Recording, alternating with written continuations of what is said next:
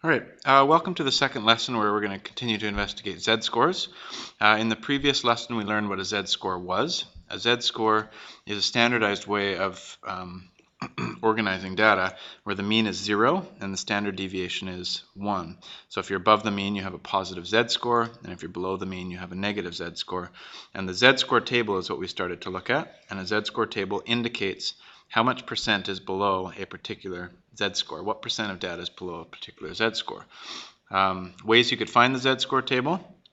One is you could go to Google and look up Z score table, and the second one here that I have has a PDF, and you'll see it right here because I'm going to be using the Z score table quite often here. And since there are data below and above the mean, we will look at positive and negative Z scores. So we're just going to continue with that idea. In the last lesson, we looked at how we could estimate. These are our estimates, and how we could get exact answers. And what you'll notice is that the estimates are all relatively close to the exact answers. So that's useful to be able to estimate. We're going to do a few more questions, then we'll look at how to calculate Z scores. Right, so question number 3, just picking up where we left off, says determine the approximate Z score for each situation. So if I have 45% of data to the left or below that particular Z score, so that would fall. Again, estimating is useful. 45% of data below that Z score, I would guess, since 50%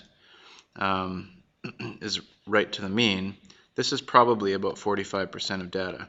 So if I was to estimate where that Z score was, it's probably just less than 0. I'd guess like negative 0.1 or 0.2-ish. Okay, so let's go ahead and show you how you can use the table. In this case, we're given a percent and we're asked to find the Z score. So I actually am going to search for the percent. We know it's going to be a negative Z score. I am searching for 45%, or in other words, on our Z score table, that's 0.45.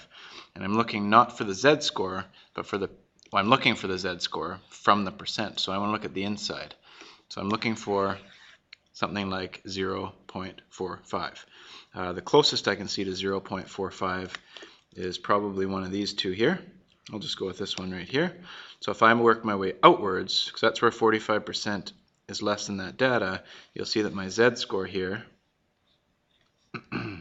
is going to be negative 0.1 something, and as I work my way upwards, you can see that it's about negative 0.12. So that's a Z score that would have 45% of data below it. So my estimate was negative 0.2-ish, and the actual answer negative 0.12. The next question says this. Hopefully you can see how the estimating is useful. Determine an approximate Z score where 15% of the data is above the Z score. Well, 15% of the data, if you're to look, this is 16%. So if I want 15% above it, that would be roughly, probably right here. So my estimate is going to be about a Z score of 1.1.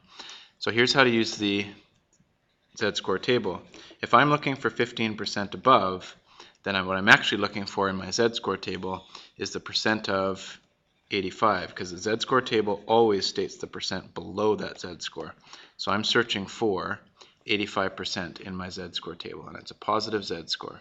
So I'm searching in here.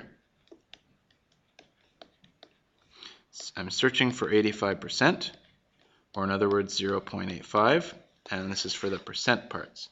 So 0.85 looks to be roughly, on the closest one here, I have 0.8508. If I work my way outwards to the Z score, I would have roughly 1.0 and then 4. So that would be the Z score. So as you can see, again, my estimate was approximately 1.1, and the actual solution is a Z score of 1.04.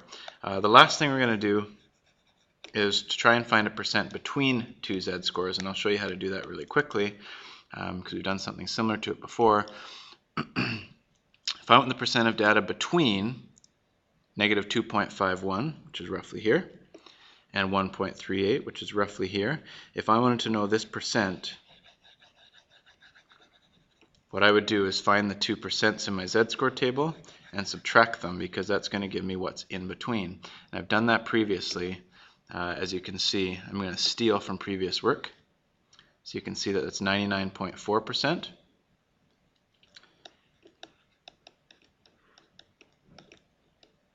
Okay, that's from there. And this guy we already found out was, oh whoops, this is below, so it would be 0.6%. So this is 0.6% below. So looking for what's below it. And 1.38 is roughly 91.62%. So if I subtract those, I will get the percent that's between those two Z-scores. So minus 0.6%, and that's roughly 91.02%. And we could have estimated somewhere close to that, because this looks like it's most of the data is between those Z-scores. What we're going to do next is calculating Z-scores. So if we're given different data, let's say IQ, height, weight, etc., how could I find out my Z-score? Because hopefully you can see that the Z-score is a useful tool. There is a formula for it.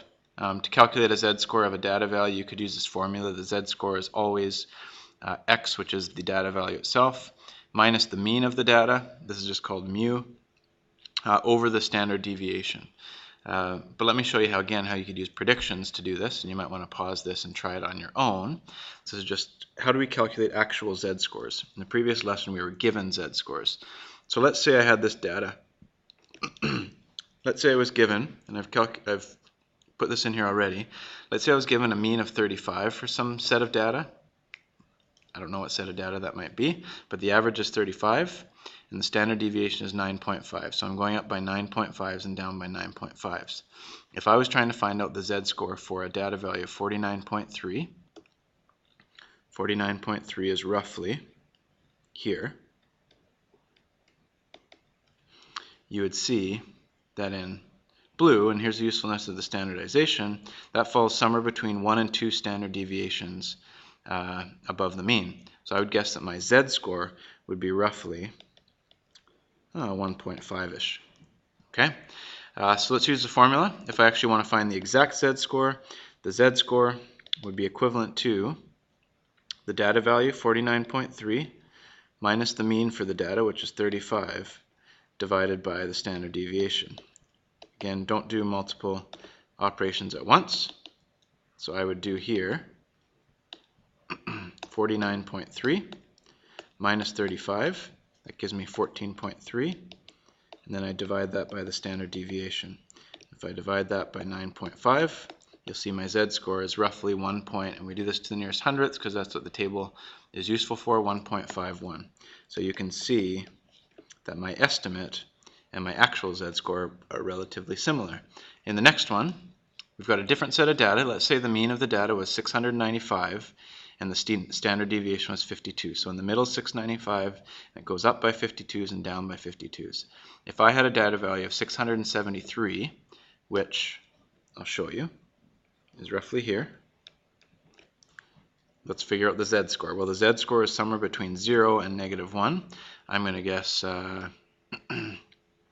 that Z is roughly -0.4, let's say. -0.40. That's my estimate. Now we can calculate it. So the Z-score would be equivalent to the data value, 673, minus the mean, which is 695, divided by the standard deviation, which is 52 for this set of data.